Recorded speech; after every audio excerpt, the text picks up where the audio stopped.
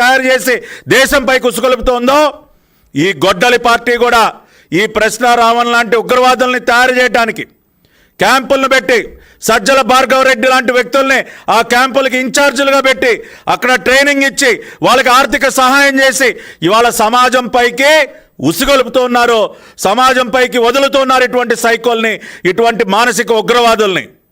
కాబట్టి లష్కరే తోయిబాకి గొడ్డలి పార్టీకి ఏమాత్రం తేడా లేదు. గొడ్డలి పార్టీ కూడా ఇవాళ ఒక ఉగ్రవాద సంస్థ. ఉగ్రవాదుల్ని తయారు చేసి సమాజం పైకి వదిలేటటువంటి ఒక ఉగ్రవాద సంస్థగానే మనం భావించాలి. ఇవాళ ఏం మాట్లాడుతున్నారండి వైసీపీ నాయకులు, ఈ గొడ్డలి పార్టీ నాయకులు మాట్లాడుతున్నటువంటి మాటలు ఏంటి? ఒక్కసారి ఆ వీడియో ప్రదర్శించండి, మొత్తం చూడాలి ప్రపంచం మొత్తం వీళ్ళు ఏం మాట్లాడుతూ ఉన్నారు.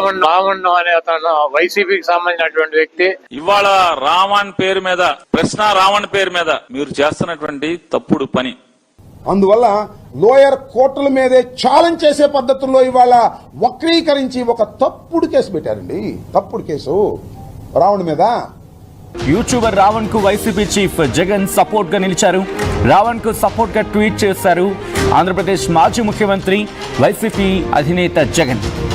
జగన్మోహన్ రెడ్డి గారిని ఎయిర్పోర్ట్ దగ్గర రావణ్కు సంబంధించినటువంటి ఒక టీంలో పనిచేస్తున్నటువంటి ఒక లేడీ వెళ్ళి జగన్మోహన్ రెడ్డి గారిని అడిగింది. ఆమె ఇప్పుడు గమన అనుకుంటా అడిగింది, సార్ మీ సహాయం కావాలంటే అమ్మ నేను లీగల్ ఎయిడ్ ఇస్తానని చెప్పాడు. వీఆర్ గివింగ్ లీగల్ ఎయిడ్ అని చెప్పాడు జగన్మోహన్ రెడ్డి గారు. ఎస్, నేను వచ్చాను ఆర్గ్యుమెంట్ చెప్పడానికి ఈ రావణ్ తరఫున. ఈ యుద్ధంలో ఈ సమాజంలో, ఈ ఆధునిక సమాజంలో రావణుడే గెలుస్తాడు, గెలిపిస్తాం అని ధైర్యంగా ముందుకు వెళ్ళవలసినటువంటి బాధ్యత మన మీద ఉందని మనం చేస్తున్నాం. వీళ్ళని మనుషులు అంటారండి. ఇవాళ ఈ గొడ్డలి పార్టీ తరఫున మాట్లాడేటటువంటి ఈ ఆంబోతు రాంబాబు, అంబటి రాంబాబు, పేర్ని నాని, కొడాలి నాని, ఇంకా ఇతర నాయకులు ఎవరైతే ఈ గొడ్డలి పార్టీలో ఉన్నటువంటి ఈ వ్యక్తులు మాట్లాడినటువంటి మాటలు వింటే వీళ్ళు మనుషులేనా అన్న అనుమానం కలుగుతుంది మనకి. ఈ సమాజంలో రావణ్ లాంటి వ్యక్తుల్ని మనం గెలిపించాలంట. ఆంబోతులాగా రంకెలేసినటువంటి రాంబాబు మాట్లాడుతూ ఉన్నాడు. ఏమైనా రాంబాబు, తాడేపల్లి ప్యాలెస్లో ఏమన్నా గంజాయి దాగొచ్చావా, ఏమన్నా గంజాయి కొట్టొచ్చావా అని అడుగుతా ఉన్నా. ఈ సమాజంలో రావణ్ లాంటి వ్యక్తుల్ని గెలిపించాలా? రావణ్ లాంటి వ్యక్తులకి మనందరం మద్దతు తెలియజేయాలా? ఖచ్చితంగా గంజాయి దాగొచ్చి మాట్లాడి ఉంటావు నువ్వు. మీ తాడేపల్లి ప్యాలెస్లో గంజాయి కొట్టి వచ్చి మాట్లాడుంటావు. స్పృహలో ఉన్నటువంటి వ్యక్తి, కనీసం కొద్దిగా అయినా మానవత్వం ఉన్నటువంటి వ్యక్తి ఆ రకంగా మాట్లాడగలడా?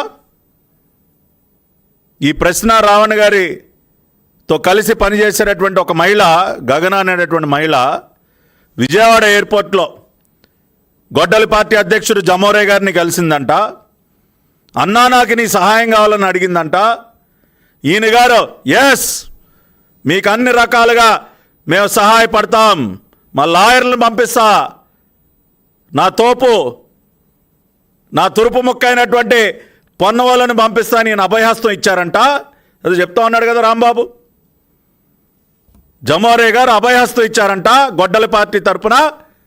ఎమ్మటే పొన్నవాళ్ళు సుధాకర్ రెడ్డి గారు వెళ్ళిపోయి నిస్సిగ్గుగా నేను ప్రశ్న రావణ్ తరఫున వాదనలు వినిపించడానికి వచ్చా, ఏదేదో ఒక స్వాతంత్ర సమరయోధుడి తరఫున కోర్టులో వాదనలు వినిపించడానికి వచ్చినట్టు ఒక ఉగ్రవాదికి మద్దతుగా, ఒక మానసిక ఉగ్రవాదికి మద్దతుగా వాదనలు వినిపించి అదేదో పెద్ద ఘనకార్యంలాగా మీడియా ముందుకు వచ్చి నేను వచ్చా, ప్రశ్న రావడానికి నేనున్నా. కొద్దిగా నా సిగ్గుందా పొన్నవాళ్ళు?